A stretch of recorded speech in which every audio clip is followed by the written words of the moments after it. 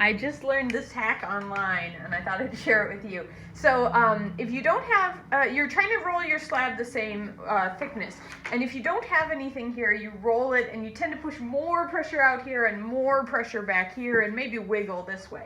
You can use pieces of wood, or if you've got hangers that happen to be the same size, I just learned that you can use those, or I just saw somebody doing this, that you can use the hangers as a way to support so you can't go any lower than that. Now, one other thing while we're doing this, and that is if you've been rolling for a while, you sometimes get to the point where it's kind of stuck to the canvas.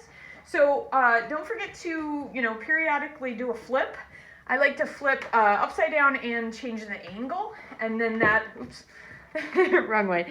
That'll allow me, the slab will just move a bit better, and now I can feel that I'm actually on those hangers to get that flatness.